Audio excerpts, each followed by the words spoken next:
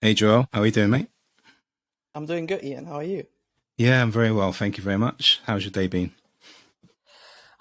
You know what? It's been an eventful day. So traveled back home to Switzerland to meet relatives for Christmas.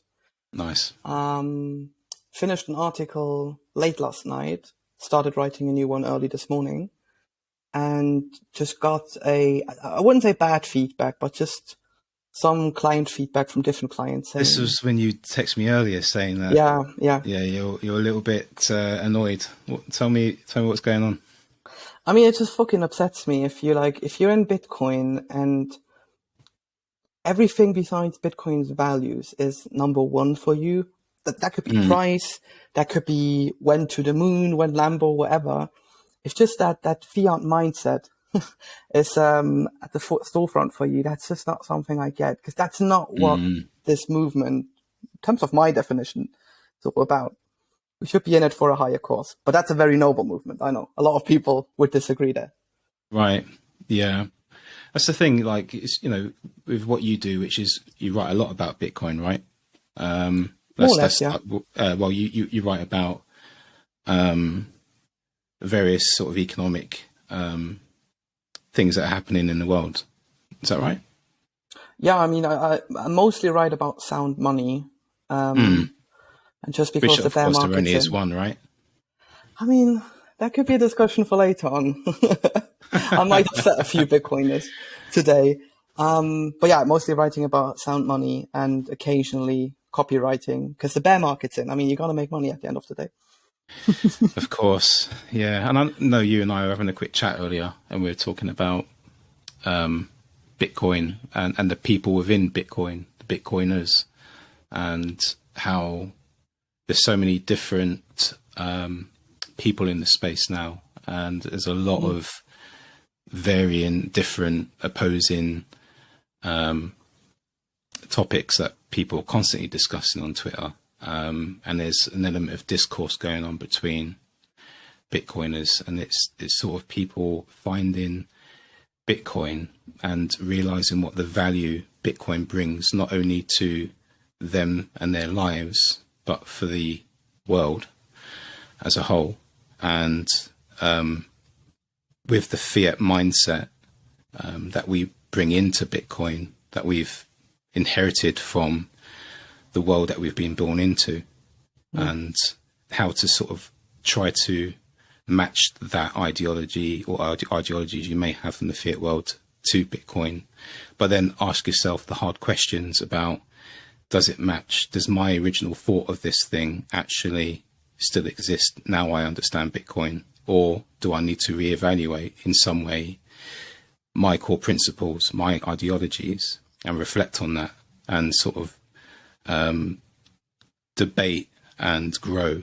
And what I find lately on Twitter, there's a lot of people trying to force their ideas about oh what yeah, horrible. Bitcoin is, and sort of like the go fuck yourself attitude, which I appreciate to an extent. Like the go fuck yourself is basically, well, for me, I understand it as, do you know what? The I've got, standard answer to like every post from Christine yeah, it's Lagarde or become, whatever. exactly, it's become a little bit of a lazy get out, really. So if you Mm, sort of like if you rebut something, or you stand up against what they've said in some way, or you just say your opinion, their immediate response is go fuck yourself. I would rather people come back and actually create a discussion about what it is that they're bringing to the table, and what it is that I'm bringing to the table, or another person is bringing to the table. Because in my mind, you can't fully understand something unless you've looked at it from as many different perspectives as you can to get a full picture of what it is that you're trying to take in. And a lot of us, and most of us Bitcoiners would agree what Bitcoin, you know, fundamentally is and what it represents for the world. But when people are coming in with their legacy mindset, is that the right mm. terminology? From the fiat world, it can be complicated and it can clash. So I think it's important that we're doing this podcast for that. For that reason, is that we're inviting these different people into this space to come and have a chat to us, to tell us about their route into Bitcoin? How is it they've come to realize what Bitcoin is? What is it for them? And what do they think in their mind it means for the world? And just to have that conversation with people and allow them that space to be heard and understood, but also to be brave enough to come and talk to us about that and maybe be challenged at times about it and questioned about that. And, you know, we may disagree on various topics, whether it's political or any other type of topic that you might want to bring up. Essentially, all roads lead back to Bitcoin, in my mind. But it's trying to find the different pathways that lead there, and how we can come together with difference and still sort of celebrate Bitcoin. And even sort of, you know, I'm coming into this with an open mind. You know, I've got my ideas. I've got my kind of fantasies about Bitcoin. And I accept right from the start that, you know, I might not always be right. Of course I'm not. You know, I'm human. I've got feelings, you know, I've got a past, you know, I've got various other influences in my life that dictate what it is in some way, my path that I've worked out for myself in life. But despite that, I'm willing to take in information, because that's what Bitcoin's taught me. Don't trust, verify, you know, just sort of look at things at a deeper level and question yourself. And compare it to what you understand Bitcoin to be, and sort of really sort of find a new pathway into it, where people can come together despite their differences. I know, mate, I know enough on a rant there. I hope it made sense, but what do you think? I mean, I will always make an effort that whoever's on a rant or whoever's talking to not interrupt, or to interrupt as little as possible. But mate, how many podcasts have you listened to where someone goes off on a rant and they're like, and you're watching it or listening to it? I do it all the time. I think, oh, they're on a rant and they're losing track of their point. But yeah, no, if someone's on a rant, let them speak. You know, but yeah, anyway, go on. What do you think? Mate, have you ever listened to any of Lex Friedman's podcasts? I mean, his whole episode's a whole rant. So that's true. Yes, that's true. And there's a market. If I've learned anything from my past, there's a market for everything. So maybe we've got some rant fascists or whatever in the audience who love 4-hour rants of individual peoples. No, the reason I didn't interrupt is because there was a lot of truth to it from my end as well. It's like you said, we're never going to agree on anything, or everything in particular, which is a good thing. If I sit in the tube in London and I'm looking at all of the different people, whether I'm going to work, to a client or whatever, and you see the different cultures, the different personalities, imagine every one of those. Oh, fuck. Sorry. Those were my notifications. Amateur mistake. Turn on focus mode so I'm not getting disturbed. Let's leave that in.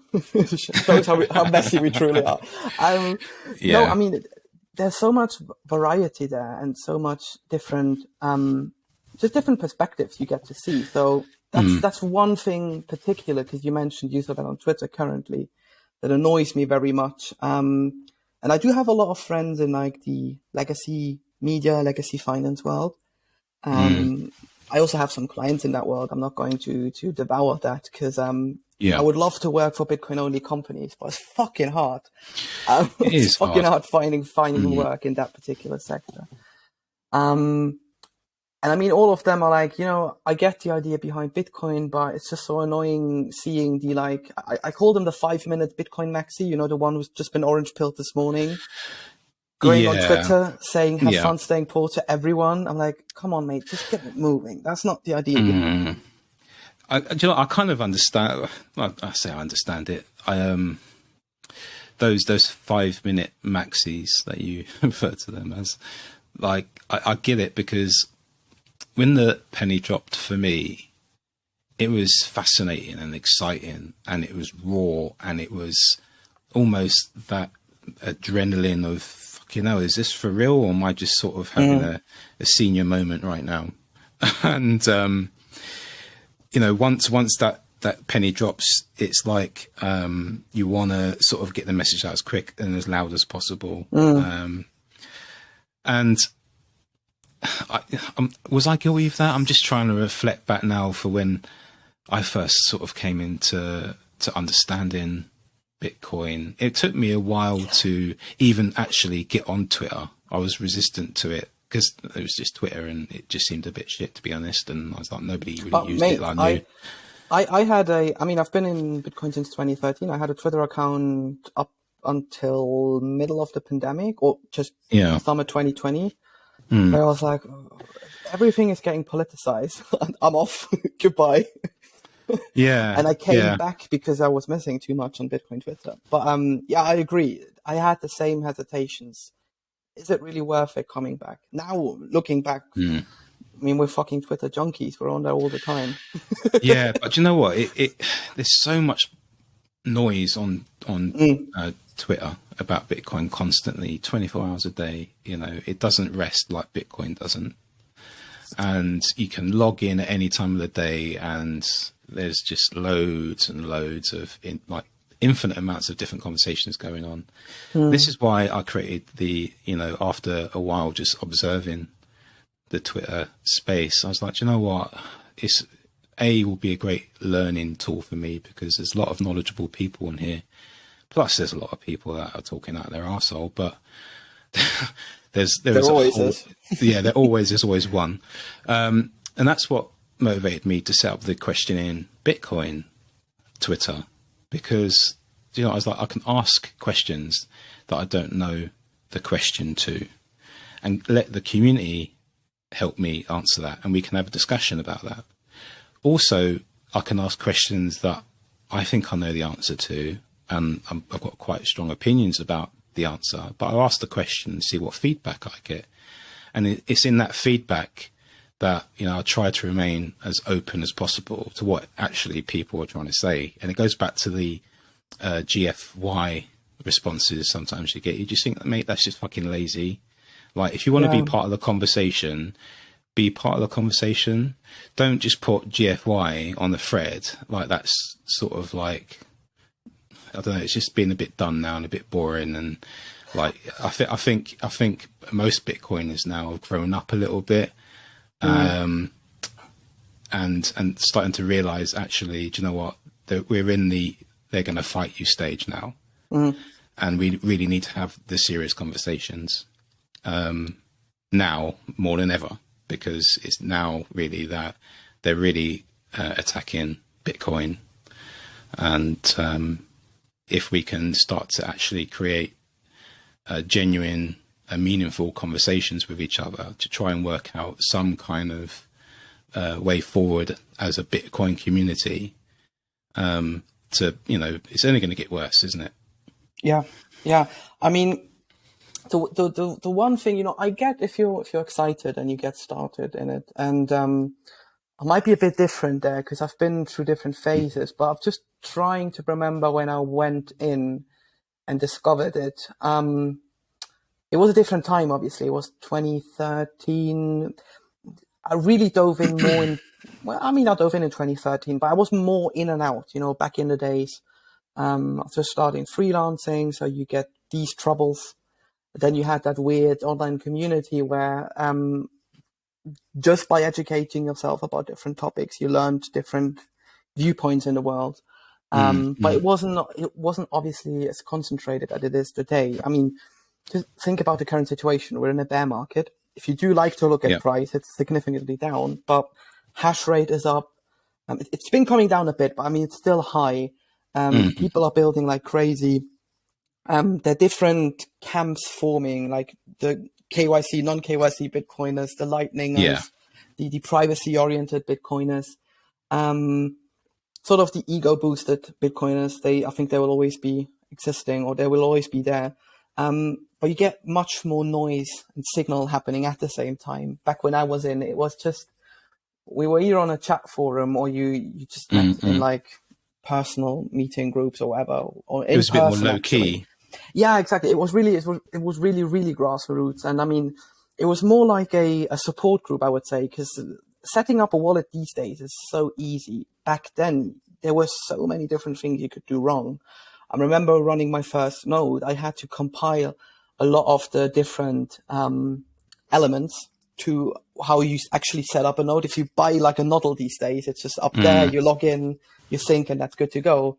I had to do that all manually back in the That's days. exactly what I did in Amsterdam. I bought myself a pre-made nodal. But yeah, props to you for setting one of those up. That was somewhat beyond my technical abilities. I wouldn't do it these days. I mean, if you have, even if you don't like Umbrella or whatever it is, there's so many different possibilities of having these things running for you. But yeah, anyway, I mean, it was a different time, but I get that people are excited about the future. But, also today I had a funny tweet where one of my clients, he actually sent it to me. And they're gold bucks. And full disclosure for anyone in the room, I am a Bitcoiner first, but I cherish what sound money is doing. And if you're going down to the sound money commodities side of things, you start running into stuff like gold. And I mean, gold has been around for so many years. I often have a hard opinion if people tell me like it's just a shiny rock. In theory, you're right, but I mean, a lot of the monetary incentives which are built into Bitcoin came out of gold. We just did it a bit better. That's a good thing. That's why I'm always happy if people say there is just one sound money. In theory, there is with Bitcoin, but I think everything that led to Bitcoin was an evolution out of gold. So that's why I sort of prop it up. But he actually asked me like, don't you want to remove your laser eyes in your profile pic? I was like, why? Oh, really?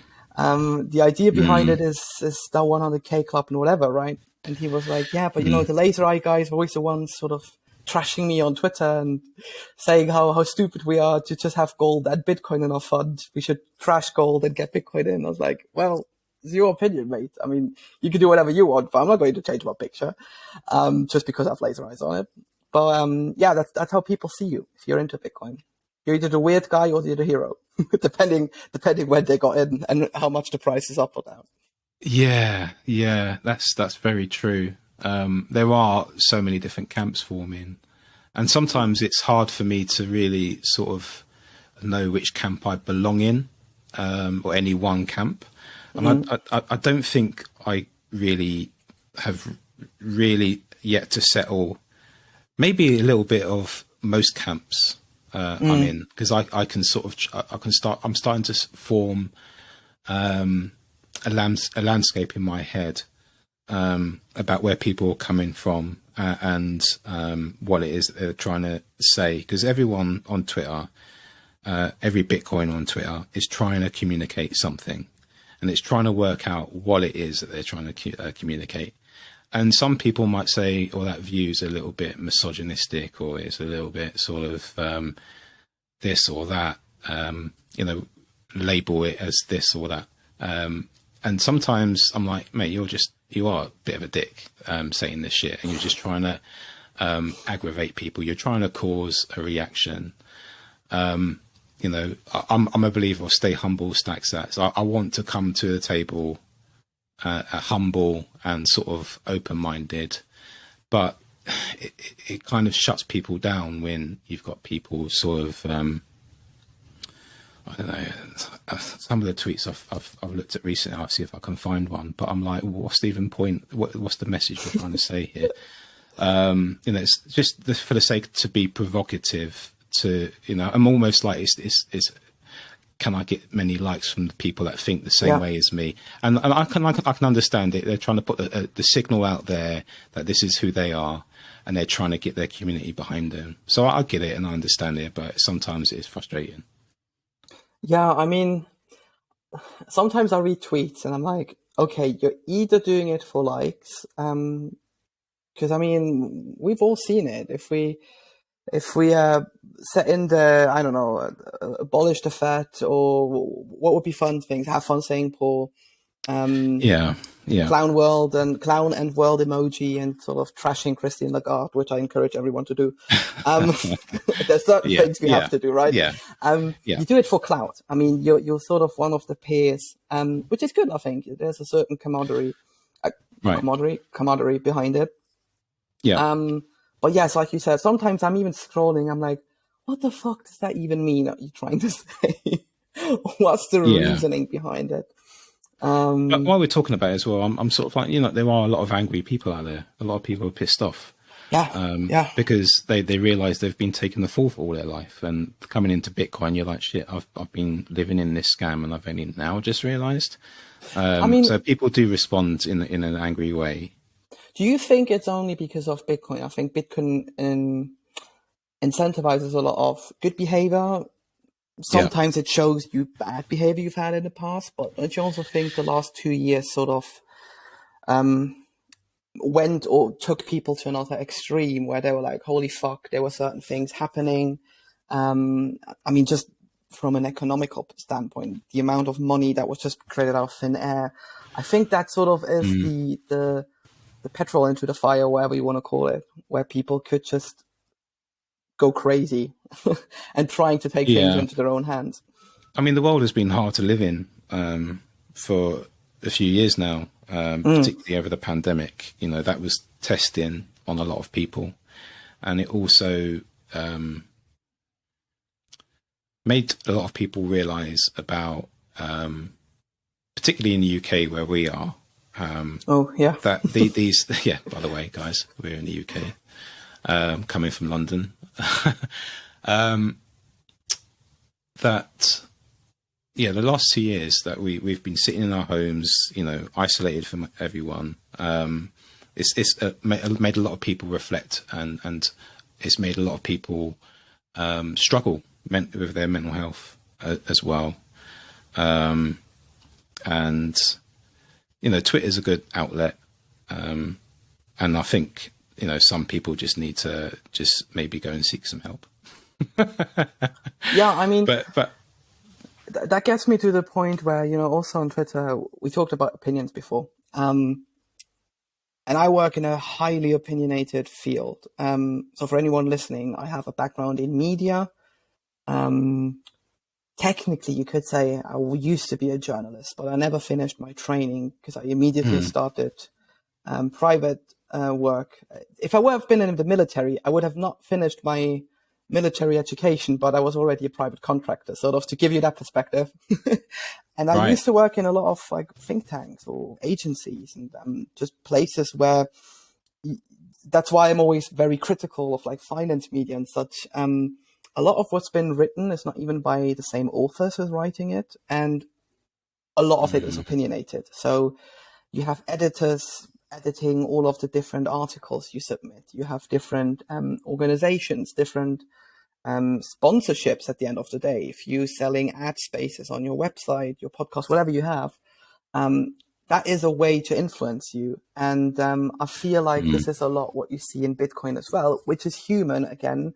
But I'm always trying to make an effort to like, okay, if we have different Bitcoin views, if we have different political views, even if you believe in a political system, you can always make sure to like question it and see if there truly is another angle to the story. I wish a lot of my friends in the media landscape would stick to that attitude, but yeah, they trash you more or less on stage, repeating But like 7,000 times. you and I was sat in the in the venue in Amsterdam when the mainstream or legacy media journalists were on stage. It was with Joe Hall and Rizzo. And I mean, tell me your experience of that interview in Amsterdam with the mainstream. First of all, one of the two legacy journalists has definitely taken something which he shouldn't take. A fiat truck, shall we say. I'm not going into further things because I don't want to get sued. She was certainly motivated. Yeah. It's a popular drug in the media landscape. Let's call it that. It seemed that she was very energetic. Yeah. You can all draw your own conclusions what kind of drugs she takes. Like she was the like memes. The memes out of that talk were amazing.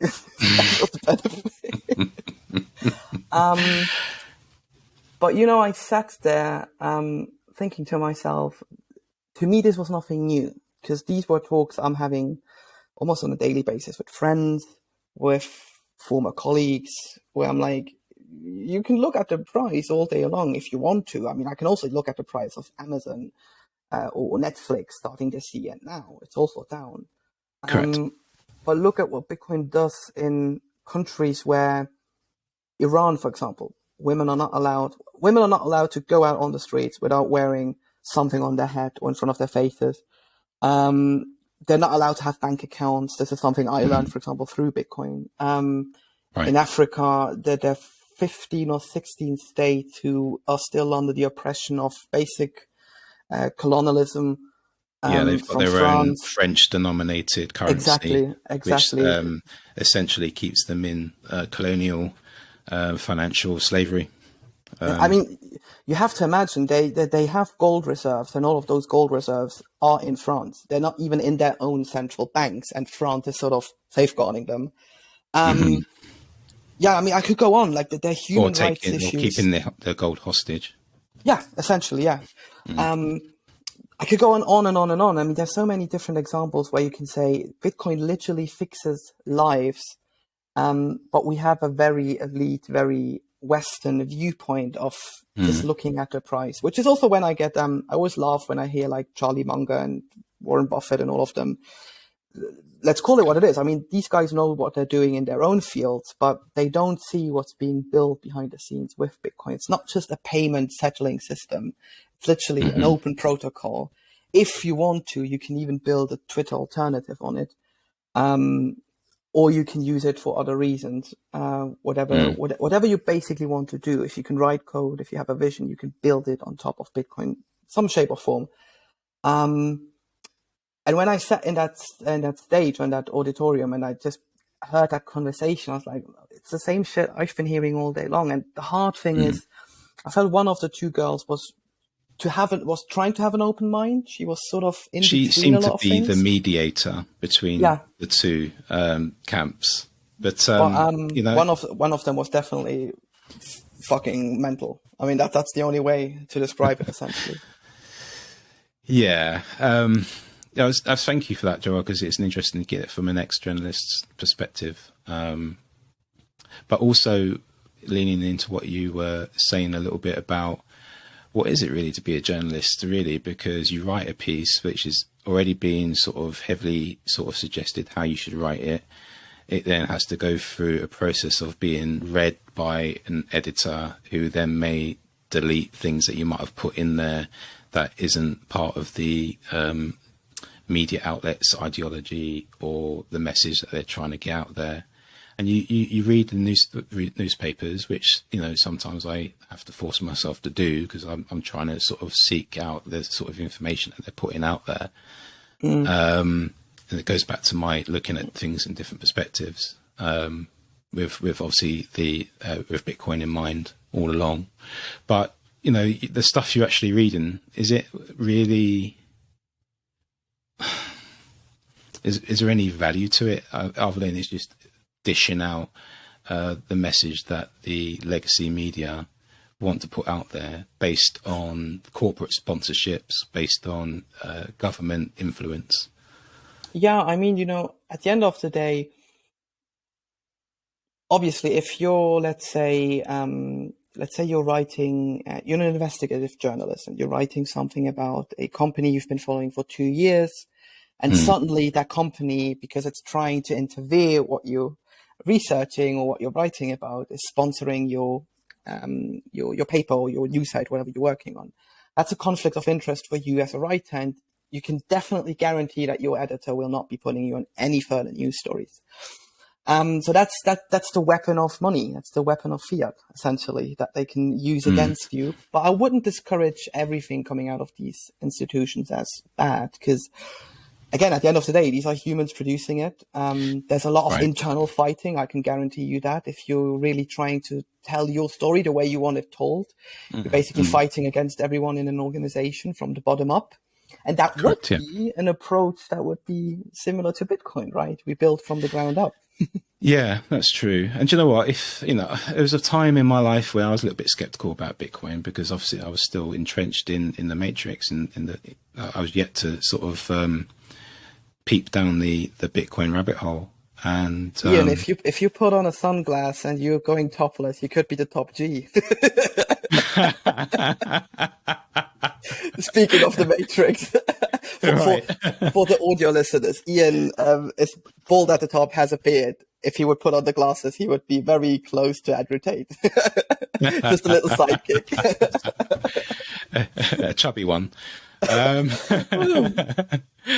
But yeah, I mean, did you see? I think Andrew Tate was being interviewed yesterday, wasn't he? Yeah, by Piers Morgan. I know, mate. Do you know, I was listening to him, and there are some sentences that he comes out with. And so, do you know what? I'm leaning into what you're saying, and then he ruins it, and then he ruins it in the next sentence, and you're like, oh, okay, you don't know what actually you're really talking about. You're just saying you're a realist. You're in the middle. You don't want to get involved in anyone's other's business, so you're just basically neutral, but you still have strong views about things that are somewhat not in line with some of my views personally. No, but he does appeal to a lot of people, and I think he does appeal to a lot of young men who are somewhat a little bit disenfranchised at the moment, because, you know, especially if you're in your adolescence or in your teenage years, locked up in your house for the best part of 2 years, and you're looking for some kind of person to sort of gravitate towards. You know, he's loud and he's opinionated, and he says a lot of things that a lot of young men might their ears might perk up. But the underlying message, you know, is something that I don't really sort of align with. But, you know, I'll give him my ears and I will listen. And it just basically helps me reinforce my view. Yeah. As we should, right? That was maybe even a few months ago when we messaged back and forth, and you were like, well, because of your job, do you actually have to consume a lot of mainstream media as well? To which the answer is yes, I have to consume a lot of mainly financial sites, but I have a few projects now just to get a bit more money in, bear market again, where I also have to consume certain culture, magazines, YouTube channels, whatever. And honestly, if you know that a lot what's being said is in some form an act or has an agenda behind it, I actually find it entertaining. It's a guilty pleasure of mine watching 30 minutes of CNN and 30 minutes of Fox News, because they say the same thing just from a different angle. No, I know what you mean. Sometimes it is a little bit of like cheap entertainment. Sometimes it's better than watching some sort of random sort of silly drama on Netflix. Oh, just mate, turn the news on. It's hilarious. My entire friend circle, they're all watching these shows, and in our chat rooms, I'm like, what's going on? Who's that? You know, like I have to like Google stuff about, I don't know, fucking Kardashians, and they're all knowing what's going on. And I'm like, have you seen what the 10-year yield did to the Bank of Japan yesterday or whatever? But yeah, that's just the world and living in a hyper-connected, hyper-informative world. Mate, we're obviously in the information age. There's so much stuff flying around there that some of the stuff we come across is just ludicrous and interesting and fascinating all at the same time. I'm actually interested because you grew up mainly did you grow up 80s or 90s in your adolescence? I like to say I'm an 80s child, but technically I was born just before the 80s.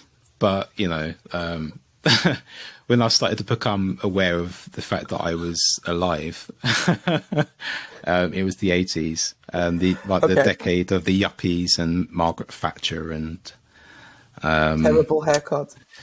Very, very bad haircuts. But you know, that's the one thing I'm always interested, because I was obviously born late 90s, so I grew up early 2000s, and I still grew up in that area where I didn't have a smartphone until I was 14, I think. Yeah. Or I had like basically a burner phone, and I just used it like if something were to happen, I could have called like my grandparents or whatever. But you didn't run around like this throughout the whole day. Yeah. And sometimes if we're like that hyper connected and so much shit is going on, I'm sitting there thinking to myself, I wish there were a time where none of this existed. Because, you know, you still were busy back in the days. You still had your things going on. Is that the same for you? Because you were a generation earlier. You even had it More old school, I should Yeah, say. no, I mean, it was a simpler time because all you really had, well, as a kid, all I really had in the 80s was the street where I grew up, Yeah, with all the football the field. other, yeah, where it was just, you know, a street lined with Victorian terrace houses in a relatively quiet neighbourhood in London, poor part of London. There was a lot of crime nearby, and social housing, of which, you know, I grew up in the social housing, but the community was great because all the kids would be playing out on the street, playing football or cricket on a narrow residential street. You know, so you can imagine the amount of broken windows there were. Playing knockdown ginger. Same. Getting on the BMX bike, you know, cycling around the block. I wasn't allowed to go between or beyond certain trees on my street. Otherwise I'd get in trouble. But of course, you'd always cycle around the block and try and get away with it. And then school, you know, so you got your sort of school sort of community and your street community. But then along came Nintendo, or in my day, it was the Spectrum ZX.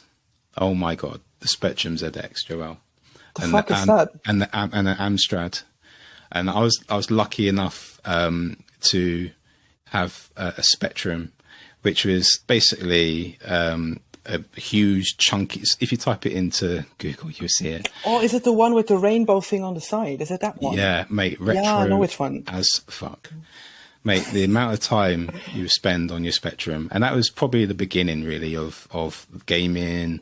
And well, I remember even before that, it was like a big chunky joystick that you'd plugged into the back of your TV, and it kind of converted your TV screen into like a video game of ping pong between two lines and a pixel, and that was like amazing. Nice. But now, you know, fast forward all these years, you've got literally like a computer in your hand, in your pocket, 24 hours a day, just, you know, shouting information at you. Your phones are listening to you. I was talking about pineapples randomly with my missus the other day, and as soon as I go onto Google, start typing in stuff, I'm getting adverts for pineapples. I'm like, what? Then maybe I should be doing some more privacy stuff on my phone. Yeah, I mean it's so hard these days. I have a friend of mine. He's I think he's a white hat hacker, but there are days You need to tell me what that means. A white hat hacker is essentially someone. He's a hacker, but he's hacking. I think for ethnical good reasons. So he told me so crazy stories. Like he had a job once where a bank employed him to do hardware hacks. So he didn't sit on his laptop and trying to hack the network or whatever. He tried to get physical access to the building because I think the building had a treasure, whatever in there, something of high value. And what he did is literally he ran up like a 3-meter sprint, hit his shoulder against the wall, and somehow found a loophole to get into the building without actually doing any software thing or whatever. So that's kind of the guy he is. He's trying to solve puzzles, essentially. But there are a few months in the year where she's gone missing, so I'm thinking he might be pocketing some stuff on the black market, but that's just a speculation. Right. And he told me, I mean, even if you run like something like a Linux phone, which is very complicated to set up, apparently. I mean, I lived on Linux a lot of times and you know how things work, but it's hard to get like hardware working with software. And even then, there's still enough loopholes or ways to track and hear you. So I guess that's one of the downsides to having that quick of an evolution in like technology and stuff. But yeah, fun side note. So I have banking friends and I have people or friends who trying to hurt those banking friends. And then I have the media people in the middle reporting about all that crap. That's sort of my friend circle. You've got an interesting orbit of planets around you, Joel. I always said the last thing missing are like friends who are hookers or something like this, you know, and I've got the complete package, but the correct terminology is sex worker now, Joel. No, yeah, true, yeah. We have to be political vote. Sure. It's like, I was just thinking about the whole technology thing, and going back to the 80s to now, talking about this hacker doing all this sort of stuff, like the exponential rate, the way technology has come into our existence. And, people obviously like yourself are born into this information age, but then the next generation are going to be born into something yet again that's completely different and more advanced, and something that, is unfathomable. And I know that Jeff Booth kind of touches on this a little bit in his book, The Price of Tomorrow. Yeah.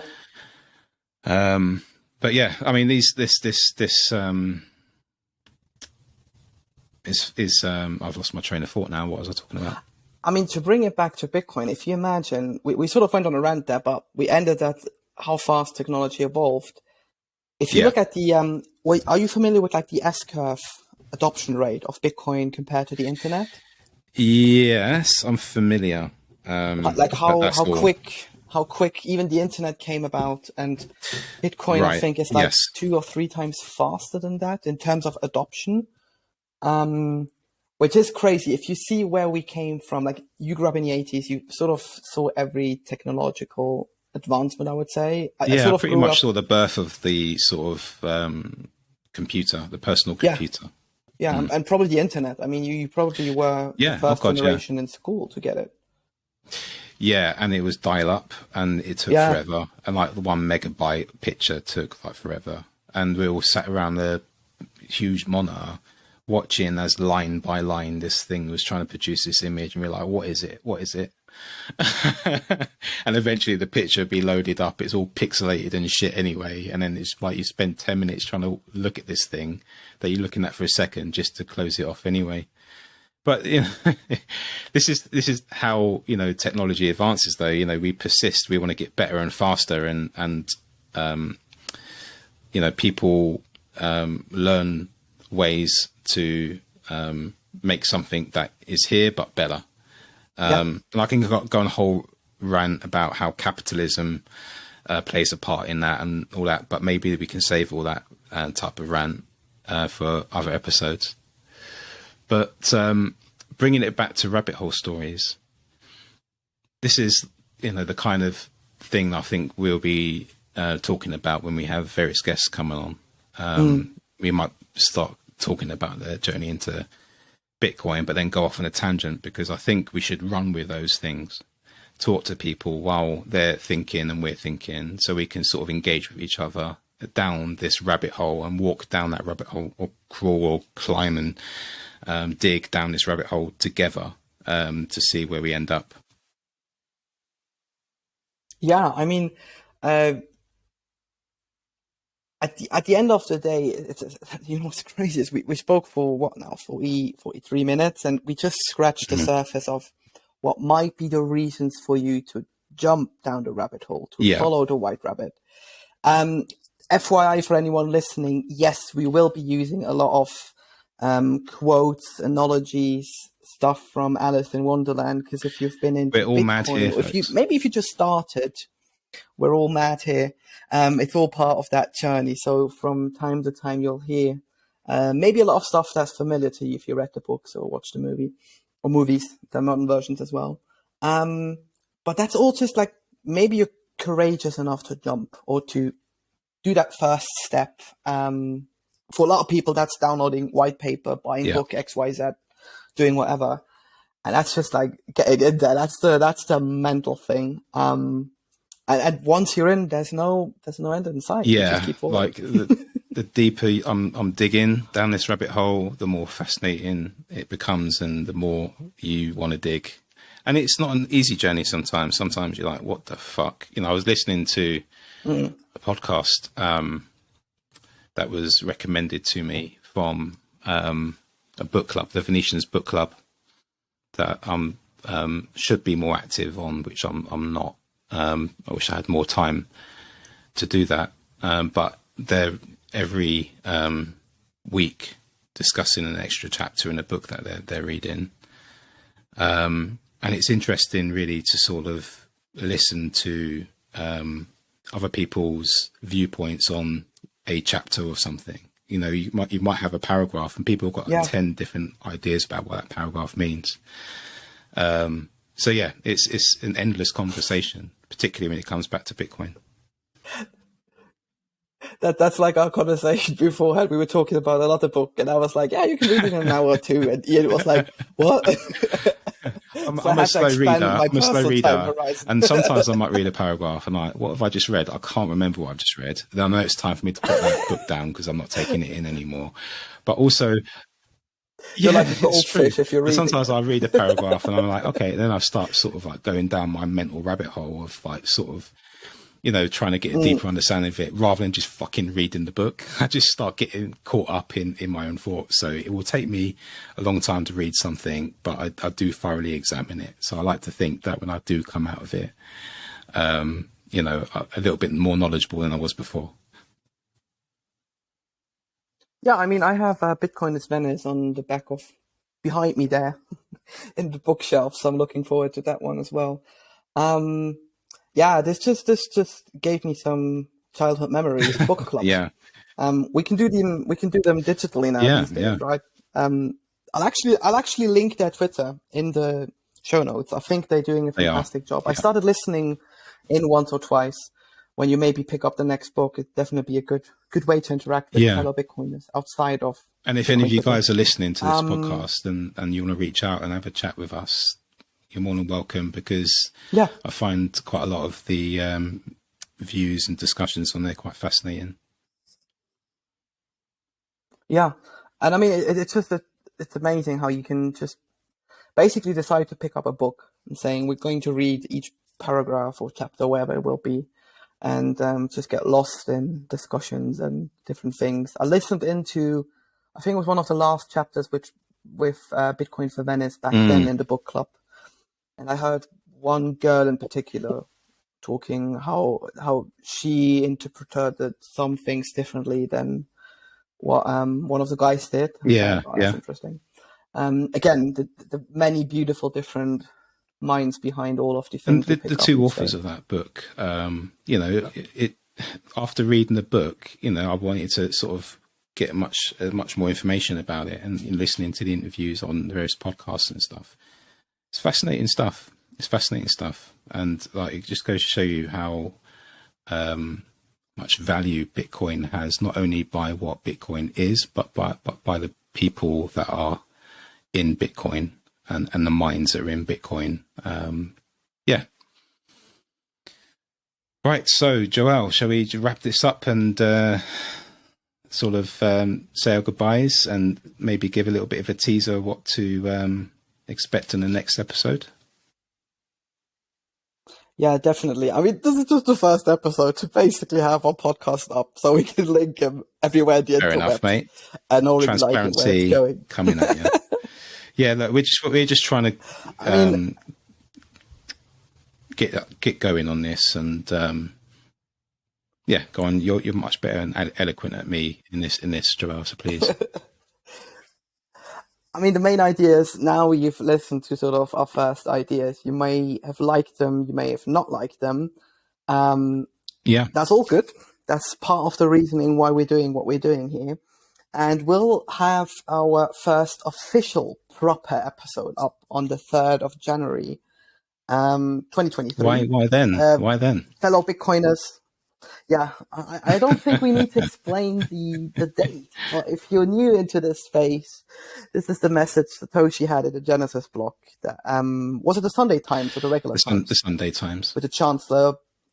Yeah. Was it Sunday Times? Okay. I'm actually trying to get the exact copy of that thing, because I just read today you can call the Times up and request like a reprint of it. Would be a cool Christmas present. No, the main idea is that we will launch then, because Satoshi did.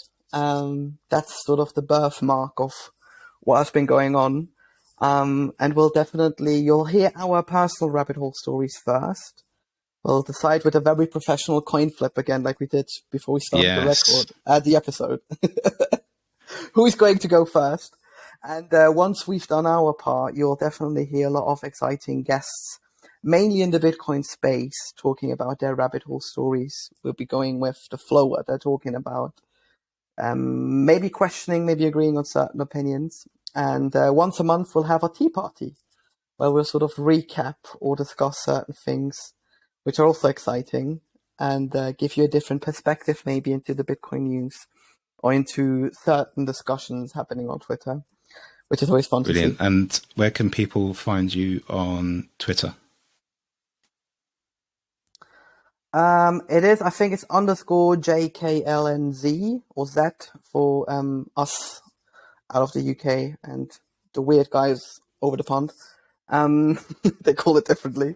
Yeah, I think that's my link, but I'll definitely put it in the show notes as well. And what is yours, Ian? You can find me on Twitter at questioning Bitcoin, and just follow us, follow our Rabbit Hole Stories Twitter, which is Rabbit Hole Tales, TALES. Perfect. Yeah, we didn't get Rabbit Hole Stories as a username on Twitter. It was what was it? 1 or 2 letters too long. 1 or 2. Do you know what? It said something weird when you tried to create it. No, it was too long. It was too long. No. No.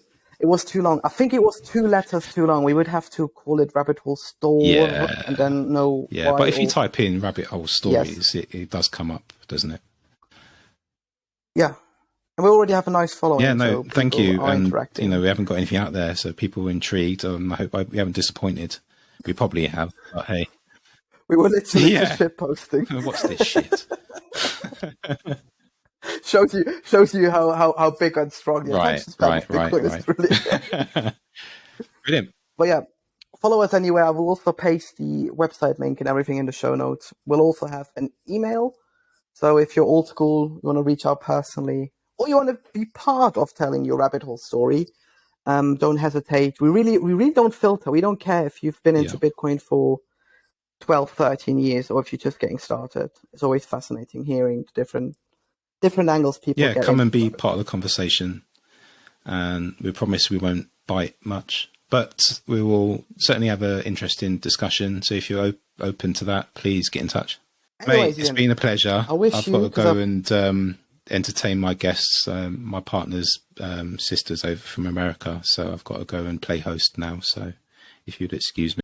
No worries. Take care, buddy. I'll talk to you later.